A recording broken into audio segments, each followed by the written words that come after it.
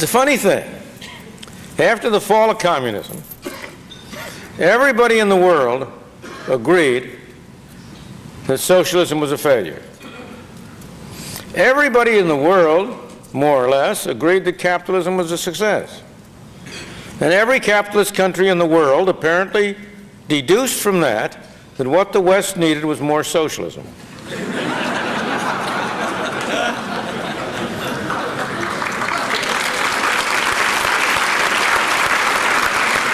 And it doesn't matter whether you're talking about the United States or you're talking about Germany or you're talking about Britain or many another country, or Japan for that matter.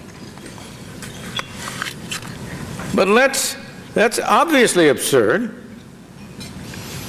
And let's look right now, the opportunity that we have to as close a thing to a free lunch as you can conceive of. President Clinton has said, as part of his program, that what we need is widespread sacrifice and concentrated benefits. He doesn't stress as much the fact that there would be concentrated benefits as he does that we absolutely have to have higher taxes and sacrifice in order to get this so-called deficit under control. The fact is that we need exactly the opposite. What we need and what we can have and what is the nearest thing to a free lunch is widespread benefits and concentrated sacrifice.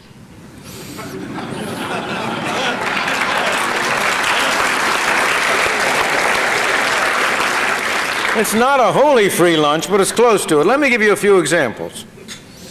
The Rural Electrification Administration was established in the 1930s in order to bring electricity to farms when about 80% of the farms did not have electricity.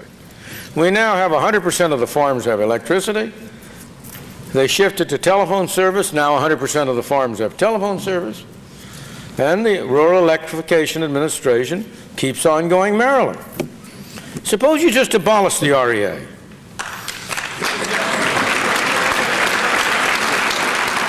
All it's doing is making low interest rate loans to concentrated interest, mostly to so-called public utilities, the electric telephone companies.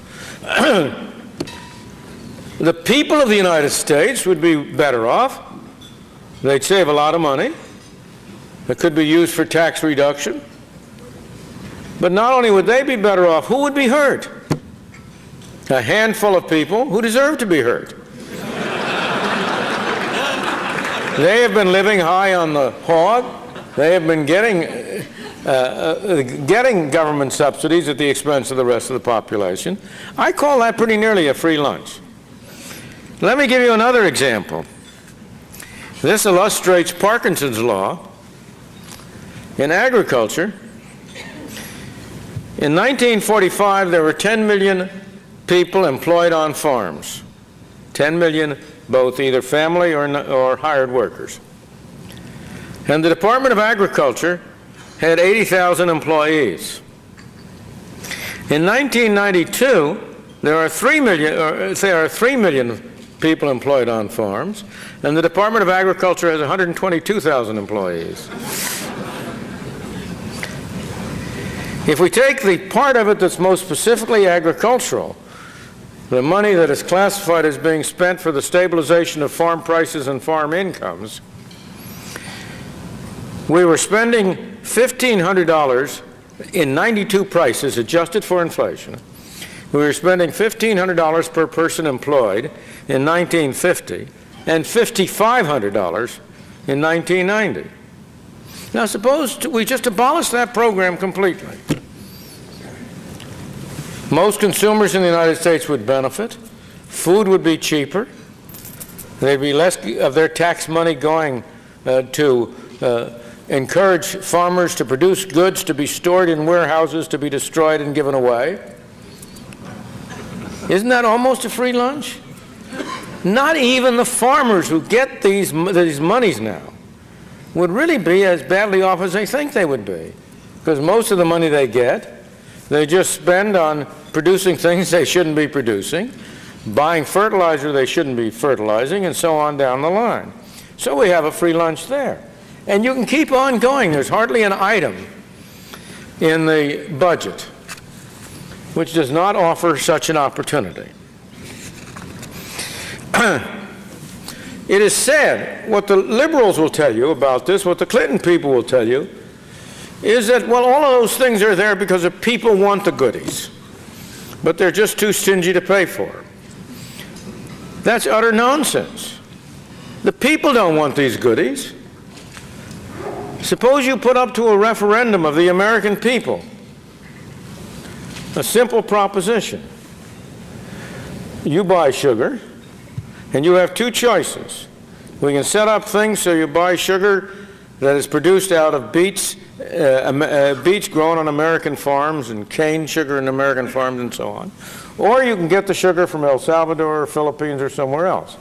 Now, of course, if you insist on having homegrown sugar, it'll be twice as expensive or 3 times as expensive as if you have sugar from abroad. Suppose you had a referendum on that. Do you think you'd get an overwhelming vote to have the higher price sugar and not the lower price sugar? Nonsense. The people don't want that. A very small group of special interest, a selected group, that concentrated benefit group want it, and the people never hear from it. The people never have a chance to express their will. We are not governed by the people. That's a myth that carries over from Abraham Lincoln's day. We don't have government of the people, by the people, for the people. We have government of the people, by the bureaucrats, for the bureaucrats.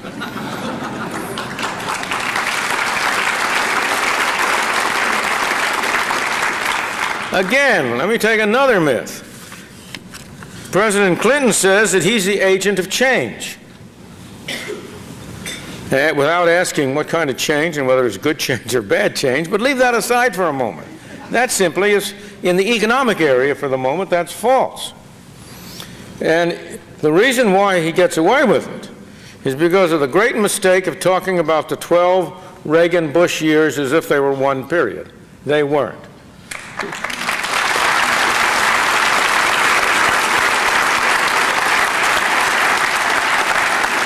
You had Reaganomics, Bushonomics, and now Clintonomics.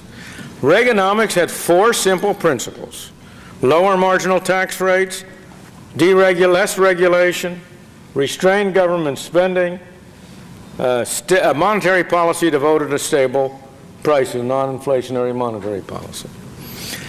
While Reagan did not achieve all of those, he made good progress on them, as you all know. What was Bush's policy? It was exactly the opposite, as judged from what happened. Higher tax rates, more regulation, increased government spending. So that was a reverse. Now, what is Clinton's policy? Higher tax rates, more regulation, more government spending. So far from being an agent of change, Clinton's economic problems is Bushonomics writ large. He is a true, proper successor of Mr. Bush.